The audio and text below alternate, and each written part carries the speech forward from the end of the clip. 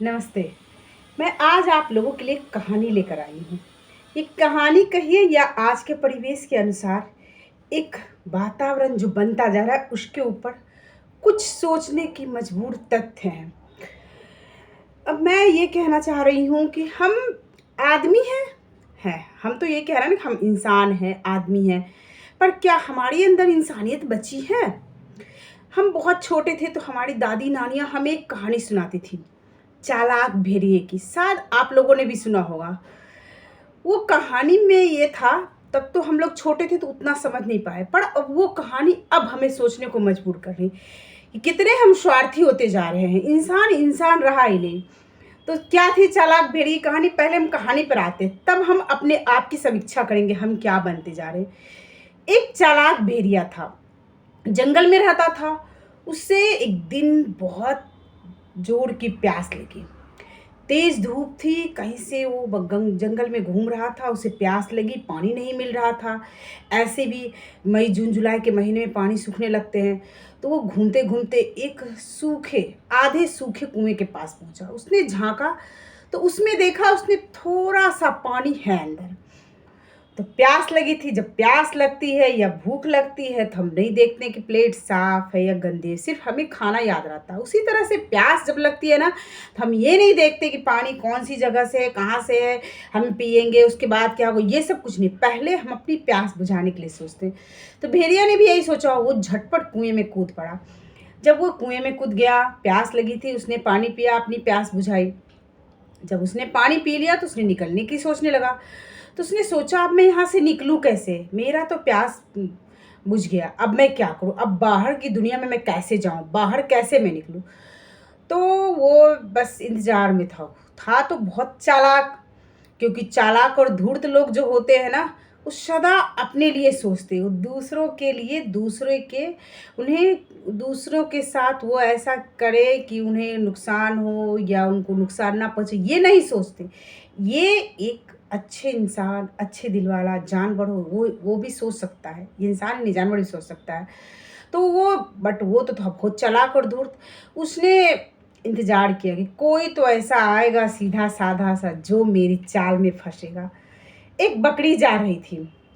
बकरी अपनी धुन में गाती हुई जा रही थी, मैं करते हुए जा रही थी। भेड़िए को उसकी आवाज़ सुनाई पड़ी। उसने कुएं से आवाज़ लगाई, बकरी बहन, बकरी बहन। देखो उसने कितना शब्द, कितना प्यारा यूज किया, बहन। बड़े प्यार से उसने बुलाया, बकरी बहन, बकरी बहन। एक रिश्ता सा बना लिया, मतलब रिश्ता बहनों का बना लिया। तो बकरी झांकने लगी कि आखिर क्या बात है, ये मुझे बहन करके बुलाया था। बकरी घास खाने वाली, सीधी सादी सी। तो उसने झांका, बोला, बोलो भेड़िया भाई, जब तुमने बहन बोला है तो मैं तुम्हें भाई बोलती, बोलो क्या बात है? तो बकरी को वो बोलता है, बकरी बहन, इतना मीठा पानी मैंने आज तक नहीं पिया है। बकरी को आश्चर्य लगा। बकरी ने बोला कि ऐसा क्या है इस पानी में? तो भेड़िया क्या कहता है, बकरी बहन पूछो मत, मैंने तो पानी पी कर के मुझे पता चला ये पानी क्या है। अब मैं कैसे तुम्हें शब्दों में बताऊं, तुम खुद पी करके देख लो। बकरी उसके जाल में फंस गई, क्योंकि बकरी सीधी सादी थी। जो लोग दूसरे को नहीं फंसाते हैं ना, तो वो फंसने के बारे में नहीं सोचते हैं। जिनका अपना हृदय साफ रहता है, जो अच्छे काम करते हैं, तो उन्हें हर जगह अच्छाई दिखती है। बट ऐसा होता नहीं है, अच्छों के साथ अक्सर भी बुरा होता है। इतिहास पलट कर देखिए, जो अच्छे हैं उनके साथ अक्सर धूर्त लोगों ने बुरा किया है। तो उसने क्या किया, बकरी ने भी कुछ नहीं सोचा, बकरी कूद पड़ी पानी कुएं में। भेड़िया तो ताक में ही था कि कब कैसे में। जैसे बकरी नीचे आई, उसने क्या किया, बकरी के सींग पर अपना पैर रखा और छलांग लगाकर कुएं से बाहर आ गया। जैसे ही कुएं से वो बाहर आया, तो फिर भी बकरी नहीं समझ पाई। बकरी ने बोला कि भेड़िया भाई आप चले गए? तो भेड़िया ठहाके मार कर हंस रहा है, हा हा हा, बकरी, मैं तो तुझे कुएं में इसलिए बुलाया क्योंकि मैं कुएं में फंस गया था।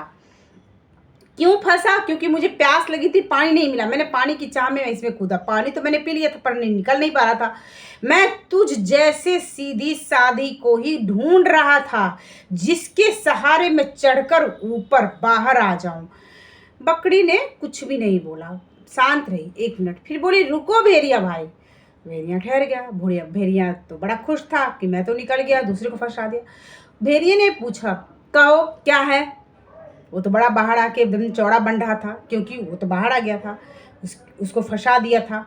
जो धूर्त लोग होते हैं ना, दूसरों को गड्ढे में ढकेल कर बहुत खुश होते हैं, पर जो दिल के साफ होते हैं ना, उनसे अगर थोड़ी सी भी कुछ गलती ना भी हो, अगर उन्होंने कुछ मुंह से अपने कड़े वचन भी बोल दिए, सच बोला पर थोड़ा सा कड़ा बोल दिया, अगर उनको लग रहा है कि पता नहीं मैंने जो सामने वाले को बोला तो सच ही, पर कहीं उनको तकलीफ तो नहीं होगी।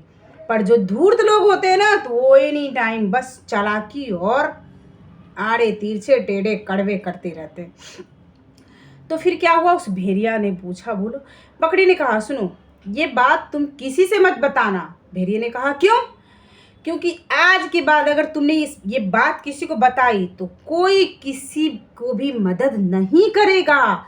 हर किसी को लगेगा कि ये मुझसे फायदा उठा रहा है, और इस चक्कर में तुम्हारी इस गलती की वजह से कोई जिसको ज़रूरत है, मदद की ज़रूरत है, वो बेचारा ऐसे मारा जाएगा, उसको मदद की कोई नहीं करेगा। इसीलिए किसी से ये बातें मत कहना। और रही मेरी बात, मैं तो घास खाने वाली हूँ और दूध देने वाली हूँ, मुझे तो कोई ना कोई ज़रूरत पड़ेगा, निकाल ही लेगा। पर अगली बार तुम अगर फंसोगे तो पर तुम्हें कोई नहीं निकालने वाला मिलेगा, और तुम इसी तरह से नाक रगड़ रगड़ के मर जाओगे किसी अंधे कुएं में। भेड़िया को समझ में आया, पता नहीं आया नहीं आया, पर ये कहानी आज के परिवेश के लिए है।